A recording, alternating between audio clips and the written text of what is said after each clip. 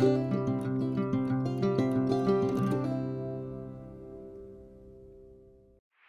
Current electricity में पहला point है इलेक्ट्रिक करंट। तो the rate of flow of charge is called electric current. मतलब इलेक्ट्रिक करंट आई लिखें तो Q अपॉन टी हो सकता है। Q चार्ज है, T टाइम है जब तक ये फ्लो करता है। लेकिन तुम्हें याद होगा बेटा, हम लोगों ने पढ़ा हुआ है कि Q इक्वल टू जो होता है आमतौर पर N ही होता है। N का मतलब नंबर ऑफ इलेक्ट्रॉन्स, E का मतलब चार्ज ऑन इलेक्ट्रॉन्स। तो हम इसको चाहें तो I इक्वल टू NE/T भी लिख सकते हैं। बोलिए ठीक है। देखो यूनिट ऑफ आई अगर आप ले ले, आई का यूनिट क्या होगा? देखो चार्ज का यूनिट कूलम है, सेकंड है, तो ये हो जाएगा कूलम पर सेकंड, और इसी को हम एम्पियर कहते हैं। इसका तो 1 एम्पियर जो होता है, एम्पियर को ए से लिखते हैं, 1 ampere equal to 1 coulomb per second. इसे हम delta Q upon delta T कहते हैं। बोलिए क्लियर है? तो जब एवरेज करंट की बात हो तो D Q upon D T नहीं, delta Q upon delta T लिखेंगे।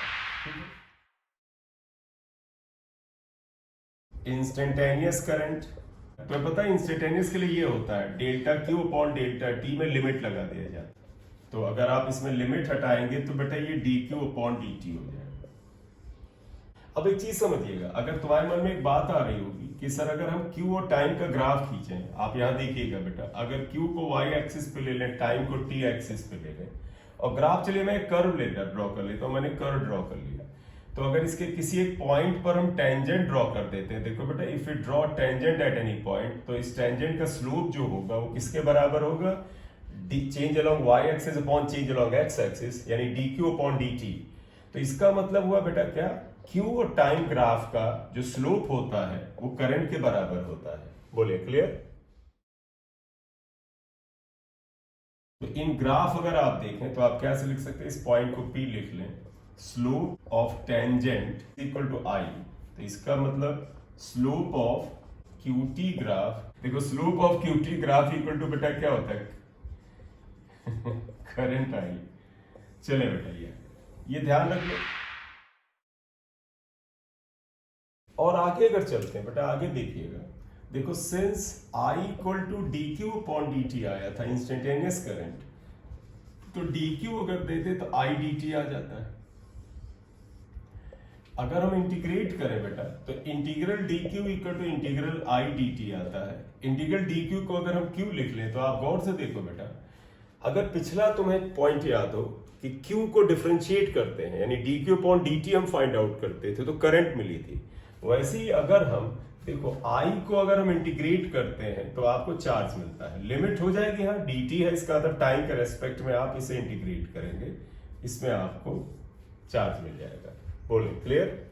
अगर हम इधर आई और टी का ग्राफ ले लें, देखो बेटा पिछला ग्राफ क्यू और टी में था, अब ये आई और टी में ग्राफ है, हम ये बना रहे हैं। और देखो बेटा हम ग्राफ ऐसे ले रहे हैं, graph straight line parallel to time axis ले लेते हैं। तो मान लीजिए ए बी, पहले पॉइंट से परपेंडिकुलर ड्रॉप करें, लास्ट पॉइंट से परपेंडिकुलर ड्रॉप, तो ये T2 आएगा, ये T1 आएगा। आप इसका एरिया कवर्ड निकालें तो आप क्या लिखेंगे? Area covered by IT graph with time axis.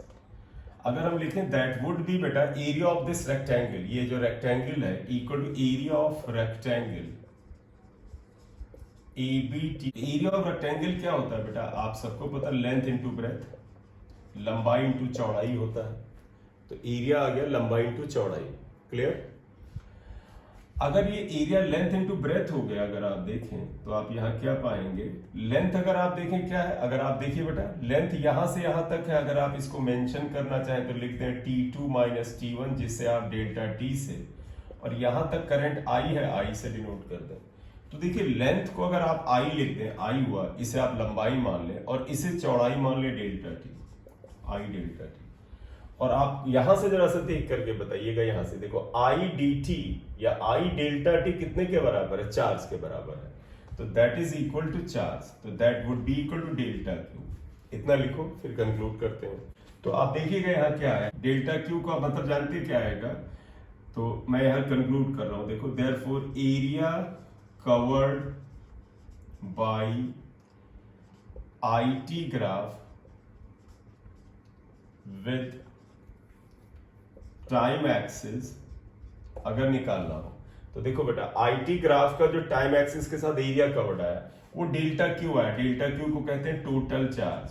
Total charge, total charge का मतलब समझे बेटा, total charge flowing from time t1 to t2, flowing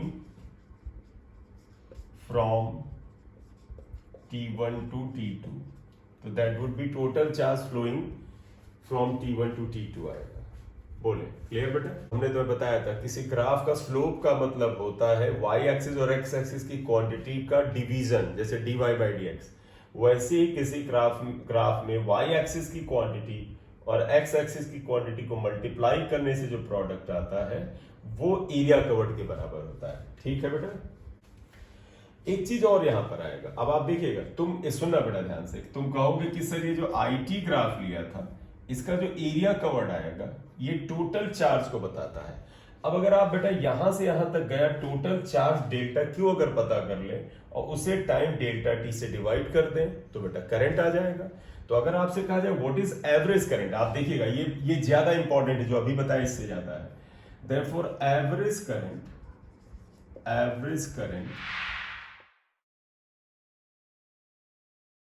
तो देखो एवरेज करंट अगर आए, देखो एवरेज करंट को आप आई एवरेज जो भी लिखना चाहे, मैं लिख रहा हूं, जरा ध्यान दीजिएगा क्या होता है। ये होता तो ये था delta Q upon delta T, और डेल्टा क्यू देखो कितने के बराबर है, delta Q is the area covered bye IT graph.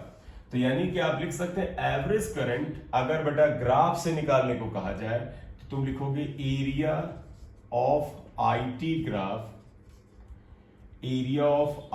Graph upon time interval. बोले बेटा किसी को आपत्ति हो तो बताइए, अपॉन टाइम इंटरवल। यहां से आपको दो बातें याद रखनी, क्या आईटी ग्राफ जो है उसका जो एरिया कवर्ड होता है वो कितने के बराबर होता है, वो total charge flowing for the time interval होता है, जो भी टाइम इंटरवल दिया है।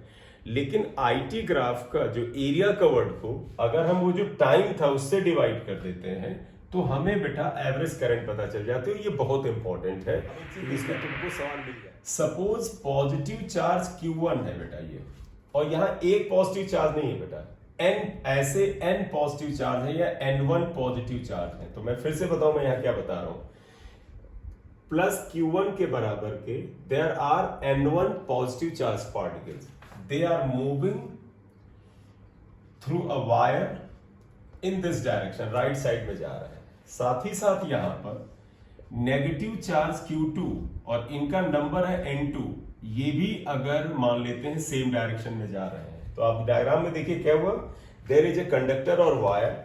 तो मैं लिख देता हूं, देखो suppose N1 and N2 charge particles plus Q1 and minus Q2 are moving in the same direction in a conductor। बेटा एक तार में बेटा आपको लगता है कि Q1 चार्ज के N1 चार्ज पार्टिकल दाहिनी तरफ जा रहे हैं, माइनस Q2 चार्ज के N2 चार्ज पार्टिकल N2 बेटा वो दाहिनी तरफ जा रहे हैं। आपको सबको पता है बेटा, जो मैंने शायद अभी बताया नहीं कि डायरेक्शन ऑफ करंट किधर ली जाती है, तो सभी को पता, ना पता हो तो एक बार लिख लीजिएगा। जिधर पॉजिटिव चार्ज चलता है करंट की डायरेक्शन उधर ही मानी जाती है। तो direction of current is what बेटा, फ्लो ऑफ पॉजिटिव चार्ज। तो कहीं पे लिखना चाहे आप note, direction of current is direction of the motion of positive charge. इसका तो उल्टा भी लिख सकते हो, आपको लिखना हो आप लिखिए, मैं बोल रहा हूं। मैंने क्या बोला, direction of current is what, direction of motion of positive charge और opposite to the direction of negative charge. तो आप ध्यान रखिएगा बेटा, जिधर पॉजिटिव चार्ज चलता है उसी तरफ हम करंट की डायरेक्शन लेते हैं, या कह सकते हो सर जिधर नेगेटिव चार्ज चलता है उसके आगे उल्टा लेते हैं। क्लियर? तो चलो अब इन चीजों को मद्देनजर रखते हुए बताइएगा, जैसे नोट में मैंने लिया था, इस नोट को नंबर 1 में अगर डाल दो तो क्या लिखूंगा, suppose N1 and N2 charge particle of magnitude plus Q1 and plus Q2 are moving in the same direction in a conductor, एक वायर से जा रहे हैं। देन देखिएगा बेटा करंट क्या आएगा, करंट में अगर आई लिख लूं तो जानते हो बेटा आप ऐसे लिखना, आप कहना सर एक करंट आएगी ये चार्ज Q1 की वजह से, तो लिखोगे Q1 की वजह से करंट आएगा I1, और दूसरी करंट इस चार्ज Q2 की वजह से आएगा, इसे I2 लिख लो। अब जरा एक चीज और देख लीजिएगा, मैं इसलिए चाहता था थोड़ा यहाँ अलर्ट हो जाना। बेटा देखो बेटा, मैंने कहा Q1 चार्ज की करंट जो है वो I1 है, Q2 चार्ज से प्रोड्यूस करंट I2 है। बताइए ये पॉजिटिव चार्ज है Q1, जिस तरह पॉजिटिव चार्ज चलता है करंट की डायरेक्शन उधर ही होती है। और साइन रूल समझिएगा, जो करंट दाहिनी तरफ होगी उसे हम प्लस से लिखेंगे, जो बाईं तरफ होगी उसे माइनस से लिखेंगे। तो एक मिनट देख लीजिए, ये पॉजिटिव चार्ज प्लस Q1 है, ये अगर राइट साइड में जा रहा है तो ये जो करंट I1 पैदा करेगा वो इसी डायरेक्शन में करेगा, यानी I1 को आप लिख सकते हो N1 Q1 अपॉन, तुम कहोगे सर टाइम का मैंने यहां जिक्र नहीं किया, तो आप अपनी तरफ से मान लो टाइम t है, तो अगर आप देखो इन the direction of conductor for the time t लिख दीजिए। करंट का फार्मूला होता है Q अपॉन t, Q कितना है N1 Q1, इसी डायरेक्शन में करंट पैदा करेंगे, प्लस हुआ, वापस जरा माइनस पे आ जाओ। तो पता जिधर माइनस चार्ज आता है करंट उसके खिलाफ पैदा होती है, तो देखो माइनस चार्ज इधर जा रहा है तो ये करंट इधर पैदा करेगा I2, तो इसलिए कृपया ध्यान रखिएगा, क्योंकि ये करंट I1 के अपोजिट है तो मानो पहले यहीं पर माइनस लिख लो और फिर सीधे N2 Q2 अपॉन t लिख लो। इसलिए करंट इस केस में क्या आ जाएगा, इसमें हो जाएगा N1 Q1 minus N2 Q2 upon t आ जाएगा। इसमें किसी के मन में कोई प्रश्न हो तो बताओ। देखो बेटा मैं चाहता हूं बड़ा सिंपल सा तुम मान लो, क्या सर जिस तरफ पॉजिटिव चार्ज चलता है उधर की तरफ करंट की डायरेक्शन होती है, और जिधर नेगेटिव चलता है करंट उसके खिलाफ होती है। पॉजिटिव चार्ज देखो बेटा ये एरो बता रहा दाहिनी तरफ जा रहा, तो इसकी खुद की करंट I1 इसी तरफ होगी, लेकिन नेगेटिव चार्ज दाहिनी तरफ जा रहा तो इसकी करंट इसके खिलाफ ही जाएगी, क्योंकि ये दोनों करंट अपोजिट डायरेक्शन में, इसलिए फाइनल रिजल्ट में यहां पर माइनस आएगा। N1 Q1 upon t N2 Q2 upon t हो गया। बोले क्लियर? देखो नोट 2 में हम ले रहे हैं, नोट 2 में हम क्या ले रहे हैं देखिएगा, आपको तो बनाना है, मैं नहीं इसमें इसी में कर रहा हूं। देखो N1 चार्ज पार्टिकल्स हैं, मैग्नीट्यूड Q1 है, प्लस Q1 है, और ये दाहिनी तरफ जा रहा है। N2 charge particle negative magnitude के हैं और ये बाईं तरफ जा रहा है। देखो इनका डायरेक्शन बाईं तरफ, मूविंग इन अपोजिट डायरेक्शन, पिछले में सेम डायरेक्शन था ना। इन अ कंडक्टर देन करंट, चलिएगा करंट हमें बताना I क्या आएगा, पहले तो सीधे लिखो I1 प्लस I2। देखो I1 करंट Q1 का है, करंट को हम लिखेंगे N1 Q1 upon t, time t understood. I2 देख लो, I2 is current due to Q2। बेटा बताओ Q2 किधर जा रहा है, बाएं, जब ये बाएं जाएगा तो करंट किधर पैदा करेगा, दाहिने राइट साइड आएगा, तो दैट्स व्हाई ये हो जाएगा N2 Q2 अपॉन t, यानी N1 Q1 plus N2 Q2 upon t, ये आ जाएगा। बोले क्लियर? देखो क्या लिया इन्होंने, 10 पावर 6 पॉजिट्रॉन। पॉजिट्रॉन जो होते हैं बेटा पॉजिटिवली चार्ज होते हैं, तो देखो इन्होंने क्या दिया है, इन्होंने बोला N1 यानी 10 पावर 6 पॉजिट्रॉन। क्वेश्चन सभी लोग ध्यान सुनेगा, there are 10 power 6 positrons are flowing normally through an area. इसका ये मतलब होता है जब किसी तार से इलेक्ट्रॉन जाते हैं, तो अगर वो कहें नॉर्मली थ्रू एन एरिया, तो आप ये एरिया ले लो, तो इलेक्ट्रॉन बेटा ये परपेंडिकुलर ही जाते हैं, ऐसे ये माना जाता है। अगर इनकी वेलोसिटी ऐसे है तो आप इसका परपेंडिकुलर कंपोनेंट लेते हैं, इधर वाले कंपोनेंट से कोई मतलब नहीं होता, क्योंकि करंट वही चार्ज पैदा करता है जो एक एंड से दूसरे एंड तक जाता है। ठीक है, क्वेश्चन ये है देखिएगा, 10 पावर 6 पॉजिट्रॉन्स, इनके ऊपर पॉजिटिव चार्ज होता है, going normally through an area in the forward direction and the same amount of electrons. तो जितने पॉजिट्रॉन है, तो ध्यान रखना पॉजिट्रॉन पे जो चार्ज होता है वो इलेक्ट्रॉन के बराबर का पॉजिटिव चार्ज होता है, तो पॉजिट्रॉन का नाम ही है पॉजिटिव इलेक्ट्रॉन। इनके ऊपर उतना ही चार्ज होता है जितना इलेक्ट्रॉन पे चार्ज होता है। उसके बाद इन्होंने क्या बोला है, and the same amount of the electrons, यानी जितने ये पॉजिट्रॉन है उतने ही इलेक्ट्रॉन्स हैं। बैकवर्ड डायरेक्शन, पॉजिट्रॉन को बोला था फॉरवर्ड डायरेक्शन, फॉरवर्ड का मतलब दाहिने मान लो, तो इनको बैकवर्ड का मतलब पीछे की ओर मान लो, अपोजिट डायरेक्शन में है। और इन पे चार्ज कितना है, 1.6 इंटू 10 पावर माइनस 19 कूलम का नेगेटिव चार्ज है, ये बोला इन्होंने। For 10 millisecond, t equal to 10 millisecond बोला है, यानी 10 इंटू 10 पावर माइनस 3 सेकेंड, यानी 10 पावर माइनस 2 सेकेंड है, इतने टाइम तक जाते हैं। तो करें बताइए find out current through the area, wire से जाने वाला करंट बताना है, तो दे वांट I, आई क्या होगा। आई एम रिपीटिंग, जिन्होंने ध्यान से सुना हो। कहते हैं कंडक्टर से 10 पावर 6 पॉजिट्रॉन, जिन पे ये चार्ज होता है, moving in a forward direction, and same number of electrons, electron पे चार्ज इतना होता है माइनस का, मूविंग इन बैकवर्ड डायरेक्शन, ये दूसरी डायरेक्शन में, इतने टाइम तक चलते हैं तो करंट कितनी आएगी। तो देखो I इक्वल टू क्या होता है, I1 प्लस I2। पहले तो आप ये आ जाइए, अब आप इससे खुद देख लो। देखो जिधर पॉजिटिव जाता है वो करंट अपनी तरफ पैदा करता है, और जिधर नेगेटिव जाता है उसके खिलाफ करंट करता है, यानी ले दे के करंट दोनों जुड़ेंगी। तो इसका मतलब देखो I1 को क्या लिख दोगे, N1Q1 अपॉन T और प्लस N2Q2 अपॉन T। कोई साइन वाइन तुम्हें नहीं देखना, तुम कहोगे दोनों करंट जुड़ेंगी तो सर प्लस का साइन आएगा। आप देखो बेटा, बाई चांस N1Q1 सब सेम ही है, तो 10 power 6 into 1.6 into 10 power minus 19 plus 10 power 6 into 1.6 into 10 power minus 19 upon time t कितने के बराबर, 10 पावर माइनस 2 सेकेंड्स। तो आप देखिएगा क्या आएगा, 2 into 1.6 into 10 power minus 19 into 10 power 6, और ये 10 पावर 2 ऊपर जाएगा, 10 पावर 2 हो जाएगा। कितना आएगा बेटा, 3.2 इंटू 8 हो गया 19, 10 पावर माइनस 11 एम्पियर। इतना आना चाहिए आंसर। चलिएगा बेटा, अब हम आते हैं करंट डेंसिटी पर बात करते हैं। आप एक खुद देखिएगा बेटा, जैसे एक तार होता है वायर, जब इसमें करंट जाती है तो देखो ऐसे जाती है। आप देखो इस वायर में करंट आई जाती है, ये जानती है करंट आई कैसे जाती है। अगर देखो तो ये करंट आई इसके पूरे क्रॉस सेक्शन से ऐसे जाएगी पूरी करंट। और जब भी सुनिएगा बेटा, ये तुम कहोगे कि सर जो हमारे घर में करंट, जो जहां आप बैठे हो वहां, नहीं बेटा, वो ऑल्टरनेटिंग करंट है। हम अभी सब डीसी पढ़ रहे हैं। जब तक तुम्हारे में ऑल्टरनेटिंग करंट चैप्टर नहीं आएगा, एसी, उसके पहले जितनी बातचीत हो रही सब के सब डीसी की हो रही है, डायरेक्ट करंट की हो रही है, जो तुम्हारे सेल और बैटरी से आती है करंट। ठीक है, तो देखो बेटा, ये कंडक्टर है, ये कंडक्टर का इसका अपना एरिया ऑफ क्रॉस सेक्शन है, ये मान ले area of cross section A है।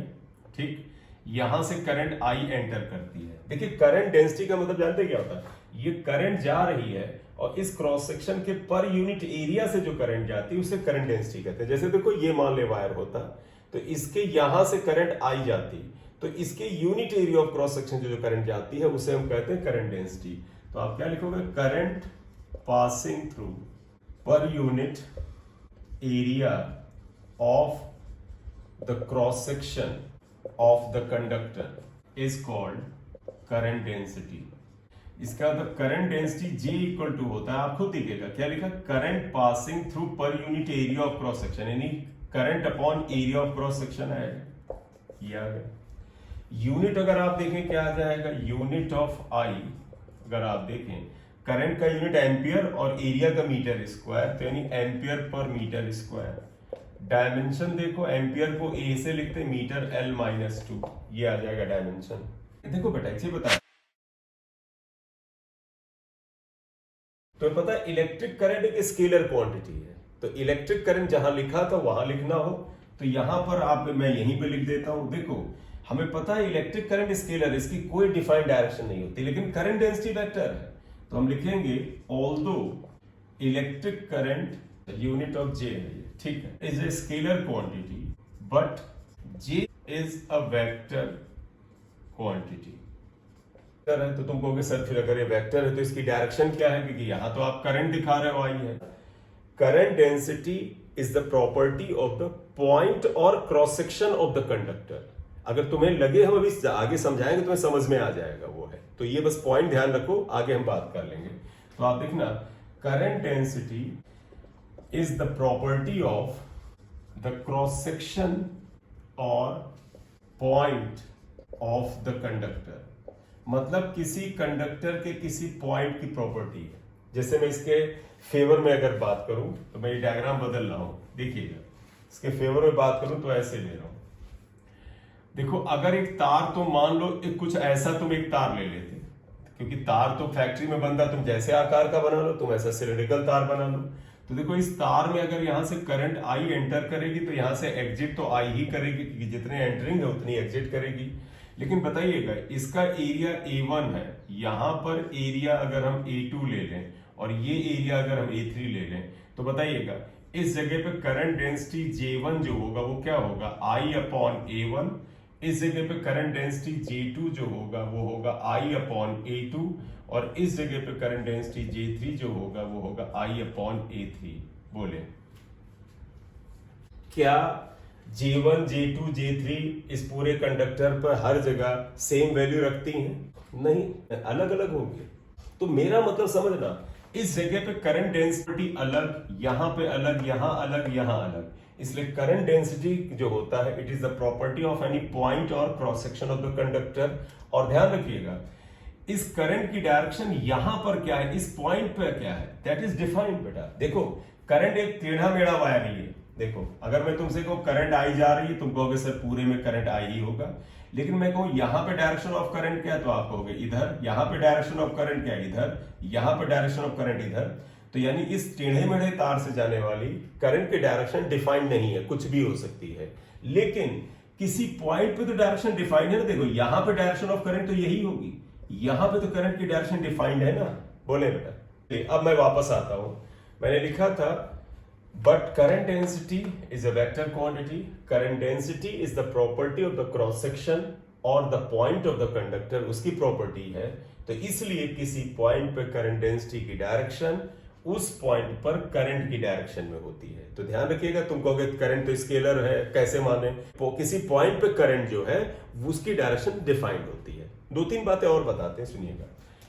तो करंट डेंसिटी किसी पॉइंट की प्रॉपर्टी है, उस जगह पर करंट डेंसिटी की डायरेक्शन उस पॉइंट पर करंट की डायरेक्शन में है। दूसरा पॉइंट तो पता, किसी जगह पर करंट की डायरेक्शन क्या ली जाती है, फ्लो ऑफ पॉजिटिव चार्ज।